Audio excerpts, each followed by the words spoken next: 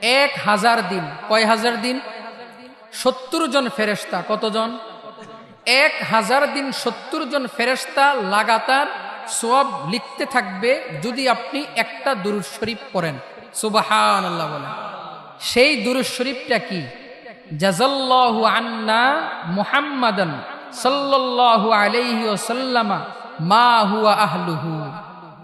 এই দুরূদ শরীফটা আমি একবার পড়লাম মাত্র, আপনাদেরকে শোনাইয়া 70 জন ফেরেশতা 1000 দিন লাগাতার আমার সওয়াব লিখতে থাকবেন। এমন কি বর্ণিত আছে তারা লিখতে লিখতে ক্লান্ত হয়ে যাবেন। সুবহানাল্লাহ।